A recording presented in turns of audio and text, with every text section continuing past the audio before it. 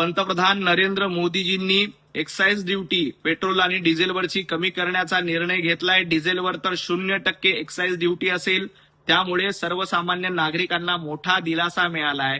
संजय राऊत पंतप्रधान नरेंद्र मोदीजी जनतेच्या हिताचे निर्णय घेतायत. आपली धाव उरणपर्यंत नाही आणि तुम्ही इराणच्या गप्पा हाणायला लागलात. तुमचा पक्ष उरणपर्यंत तुम्हाला वाढवता येत नाही, त्याचं अस्तित्व उरणपर्यंत शिल्लक नाही आणि इराण प्रकरणामध्ये पंतप्रधान नरेंद्र मोदीजींना तुम्ही सल्ले देतायत. या सल्ले देण्याच्या भानगडीत पडू नका. पंतप्रधान नरेंद्र मोदीजींच्या नेतृत्वात देश सुरक्षित आहे आणि पुढे जातोय. तुमच्यासारखे काही लोक अफवा पसरवण्याचं काम करतायत आणि भारत हा पॅनिक सिच्युएशन मध्ये जाईल यासाठी तुम्ही प्रयत्न करतायत. परंतु इथली जनता सुज्ञ आहे, तुमच्या अफवांवर विश्वास ठेवणार नाही. ज्यांना आपला पक्ष उरणपर्यंत वाढवता आला नाही त्यांनी इराणवर सल्ले देऊ नयेत. पेट्रोल, डिझेल आणि गॅसचा पुरेसा साठा आपल्याकडे शिल्लक आहे हे केंद्र सरकारनं सांगितलंय. पण अशा परिस्थितीमध्ये लोक पॅनिक सिच्युएशन मध्ये येऊन जनाब संजय राऊत यांच्यासारखी काही लोक आणि विरोधक जाणीवपूर्वक लोकांना पॅनिक करून जास्तीचं इंधन खरेदी करण्यासाठी भाग पडतायत. गॅसचे बाटले जास्तीचे आपल्याकडे भरून ठेवण्यासाठी संजय राऊत भाग पाडतायत. संजय राऊतांनी देखील सांगितलंय की माझ्याकडे नॅचरल गॅसची पाईपलाईन असताना देखील मला सिलेंडर हवंय. अशा पद्धतीच्या मानसिकतेमुळे लोकांना पॅनिक निर्माण करण्याचं काम केलंय आणि त्यामुळं आपण लोकांना रॉकेल देण्याचा निर्णय घेतलाय. परंतु संजय राऊत काय म्हणतायत की रॉकेल हे हिंदुत्वाचं तीर्थ आहे. संजय राऊत, काय तुमची भाषा? हिंदुत्ववादाचं तीर्थ काय आहे आणि हिंदुत्ववाद काय आहे हे सांगण्याच्या भानगडीमध्ये तुम्ही पडू नका. तुम्ही काँग्रेसचं तीर्थ प्यायला लागलात. काँग्रेसच्या तीर्थावर आता तुमचा उदरनिर्वाह होतोय. त्यामुळे तुम्ही काँग्रेसच्या तीर्थाचा विचार करा. सोनिया गांधींच्या पायावर तुम्ही अख्खा पक्ष नेऊन घातला. राहुल गांधींची गुलामी करण्यामध्ये आता तुमची उरलेली हयात जाते आणि तुम्ही रॉकेलचं तीर्थ हिंदुत्वाचं तीर्थ आहे असं म्हणून गप्पा मारता. या भानगडीमध्ये पडू नका. आधी आपला पक्ष सांभाळा, स्वतःची खासदारकी सांभाळा. खरात प्रकरणावर दोषींवर कारवाई करण्याचं काम सुरू आहे. खरातला बेड्या ठोकल्यात. या प्रकरणामध्ये एसआयटी अंतर्गत चौकशी देखील सुरू आहे. जे कोणी दोषी असतील त्यांच्यावर निश्चितपणे कारवाई केली जाईल. फक्त राजकीय धूळफेक करण्याचं काम संजय राऊत यांच्या मार्फत सुरू आहे. संजय राऊत, तुम्ही कुणाकुणाची नावं घेतायत, परंतु तुमच्याच सांगण्यावरून संजय राऊत यांच्या दबावापोटी दारणा धरणातून या खरात बाबाला पाणी देण्यात आलं होतं. त्याबद्दल संजय राऊत बोलणार आहात का?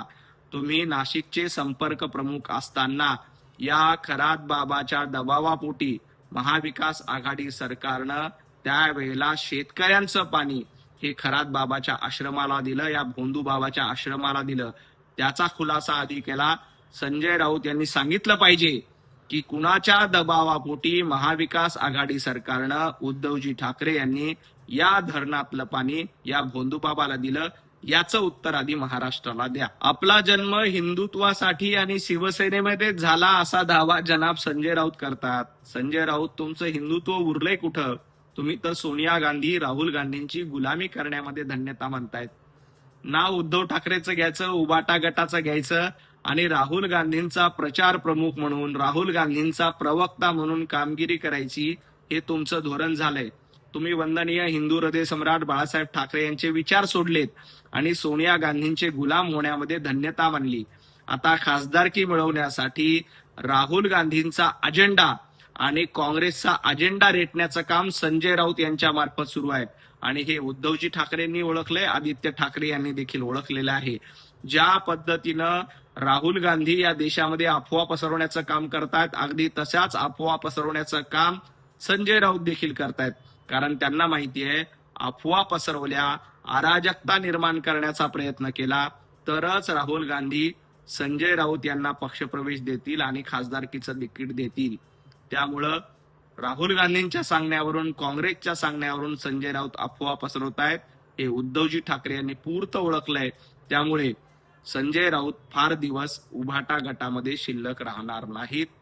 ते काँग्रेसमध्ये पक्षप्रवेश करतील. जनाब संजय राऊत, अफवा पसरवण्याचं काम करू नका. तुम्ही अफवा पसरवत असल्यामुळेच पॅनिक सिच्युएशन निर्माण होते आणि लोक रांगा करायला लागलेत. आपल्या देशामध्ये 2 महिन्यापुरेल इतका इंधन साठा शिल्लक आहे. होर्मुझ खाडीतून भारताला इंधन आयात करण्यासाठी परवानगी आहे आणि भारताचा तिरंगा बघून आपल्या सगळे जहाज ही सोडली जात आहेत. परंतु संजय राऊत जाणीवपूर्वक या देशामध्ये अराजकता निर्माण झाली पाहिजे, पॅनिक सिच्युएशन निर्माण झाली पाहिजे यासाठी प्रयत्न करतायत. तुमची इच्छा आहे की या देशामध्ये अराजकता माजावं, परंतु पंतप्रधान नरेंद्र मोदीजींचं नेतृत्व अतिशय सक्षम आहे. संजय राऊत, श्रीलंका, बांगलादेश, पाकिस्तान या देशाची अवस्था काय झाली बघा. पाकिस्तानमध्ये 350 रुपये लिटर पेट्रोल आणि डिझेल आहे, तर आपल्याकडे देशात किमती वाढू दिल्या नाही, कारण पंतप्रधान नरेंद्र मोदीजींची सारखं सक्षम नेतृत्व आहे. तुम्ही मात्र अफवा पसरवण्याचं काम करू नका.